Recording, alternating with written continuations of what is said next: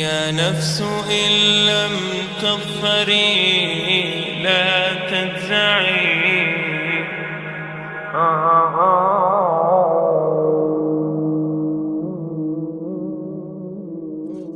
All the praise is for Allah, who is the author of all existence and the most generous to his creation, while he is also the all-compelling. He is the only one worthy of our worship, having no partners, no associates, no sons, no daughters, no one whom he must consult, and no one or anything which has any comparison with him. All the praise is for Allah, who is the King of all who claim sovereignty, the only one who has the right to legislate for his creatures. He is the giver of life. He is the causer of death, while death has no effect upon him, because he is the ever-living, the self-subsisting, the eternal and the only absolute. All the praise is for Allah, who has power over all things, and there is in reality no power and no strength, no influence to cause benefit or detriment except through him. It is he who created this complex world, the seen and the unseen, the evident and the speculative, the earth and all that is on it and everything that is in it. It is he who sent his messengers and prophets, alayhimus salam, with the common message of strict monotheism, which simply means that there's absolutely no one worthy of worship, no one worthy of our obedience except the Almighty, the One, the Absolute, and who has no partners. The earlier messages which changed the world in the area in which the prophets were sent, those messages we know have changed, and even the prophets who brought them, their names are now lost. We just know in general because Allah told us in the Quran, وَلَقَدْ بَعَثْنَا فِي كُلِّ أُمَّةٍ رَسُولًا أَنْ يَعْبُدُوا اللَّهَ وَاجْتَنِبُوا الطَّاغُوتَ. I've sent to every nation a messenger, calling people to worship Allah alone and to avoid the worship of false gods. This essential message has been preserved in Islam in a way that it was never preserved before. Not because the message was different, because it was the same message, but because of the fact that there would be no other prophets who would come after Muhammad sallallahu alaihi wasallam. So therefore that message now had to be protected. It had to be preserved in a way none of the earlier messages were preserved. I will relate this. What you say you have come to know 40 years back, and what you call the Big Bang is already mentioned in the book which I read, the glorious Quran. It's mentioned 1400 years ago in Surah Anbiya, chapter number 21, verse number 30, which says, Avalam yaral lazina kafaru. Do not the unbelievers see anna samawati wal arda kanat ratkan fataqnahuma, that the heaven and the earth were joined together and we clove them asunder. What you're talking about, the Big Bang, I try and imagine compressing a spring. I push it closer and closer and closer together so it's smaller and smaller and smaller, and I've stored a tremendous amount of energy in that spring, and when I let it go, it bursts out, it bursts out, it bursts out. the creation of the universe, which you came to know 40 years back, is already mentioned in this book, the glorious Quran, 1400 years ago. Who could have mentioned that in the Quran? So the atheists will say, maybe someone wrote, maybe it's a fluke, maybe it's a guesswork. A human being, regardless of who they are, or where they are, or what they do, will have this curiosity. They'll want to know, why am I here? How did I get here? And do I have a purpose? And if so, what is it? The only one who would really be able to answer that question would be the Creator himself. If there is a Creator, it would be up to him to tell us why we were created and what he expects from us and what this life is really about. Allah has shown the people from the time of Adam until right now, has shown the people what he wants from them. And it's a very simple thing, and that is that worship be for him alone without any partners. In fact, we know this life to be a test from Almighty God.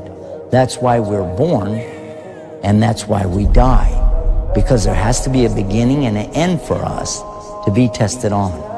The next life, after this life, no one will ever die again. A bad person or a good person. Both are brought back and they continue to live in the next life, either in good shape or not so good shape, depending on how they did on the test. The worship of the God of Abraham, that was what was taught by these prophets. The Lord of the Arsh and Kursi. We're talking about the Lord of the worlds. Alhamdulillah Rabbil Alameen. We're talking about the Lord of the entire universe and beyond.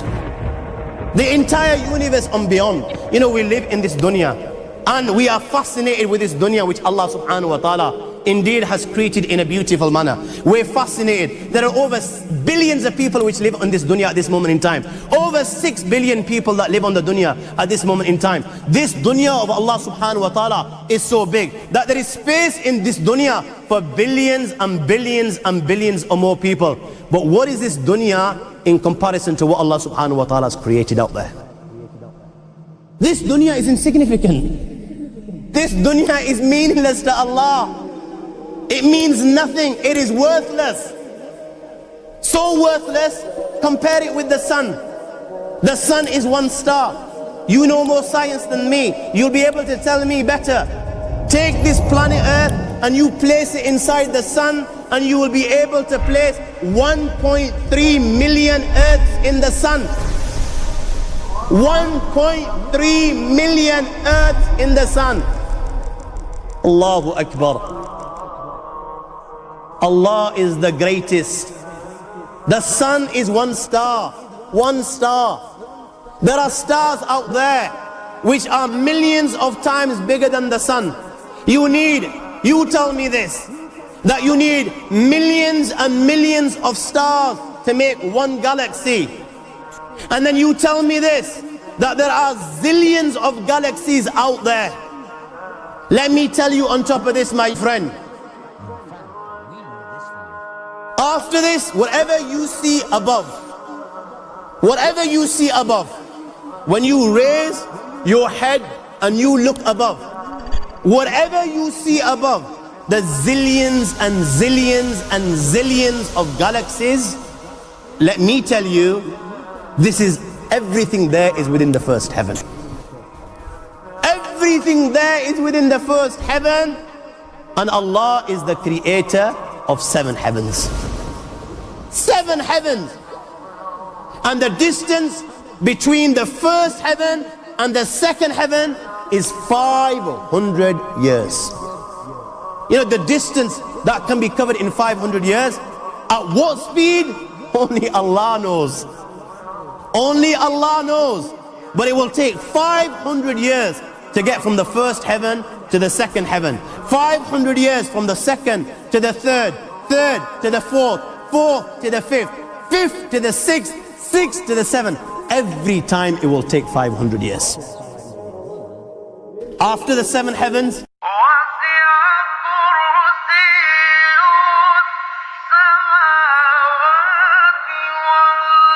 وَسِعَ كُرْسِيُّهُ السَّمَاوَاتِ وَالْأَرْضِ. You all read the Ayatul Kursi. You all know the Ayatul Kursi. After this, you have the Kursi of Allah. You have the chair of Allah subhanahu wa ta'ala.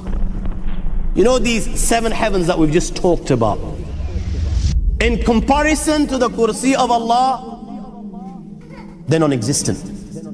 They're meaningless. Rasulullah ﷺ has given an example in a hadith just to give us a little bit of understanding with regards to the 7 heavens in comparison to the kursi of Allah. Take a ring from your finger, take it off, the small ring that you have, and place it, let's say, in a desert, the Sahara Desert. It's the biggest desert in the world. You know that ring that we take off from our fingers and place it in the Sahara Desert? What comparison is in between the ring and the Sahara Desert? Nothing. Nothing. The 7 heavens is the ring, and the kursi of Allah is the Sahara Desert. After the kursi of Allah, you have the arsh of Allah. وَكَانَ أَرْشُهُ عَلَى الْمَاءِ. You have the arsh of Allah. Again, Rasulullah has given, has explained, so just so that we can understand. Take the ring, place it in the desert. This time, the ring is the kursi and the arsh is the desert. What is the kursi in comparison to the arsh of Allah? Nothing. Then you have angels which carry the arsh of Allah. Their heads are in the 7th heaven and their feet are in the lowest earth. My friends, then you have the Lord of the Arsh al-Kursi. لا تدركه الأبصار ويدرك الأبصار وهو اللطيف الخبير. He is beyond the size of Allah, who Allah is, what Allah is. The greatness of Allah is beyond the comprehension of my little mind. This is the being that you and I are messing with.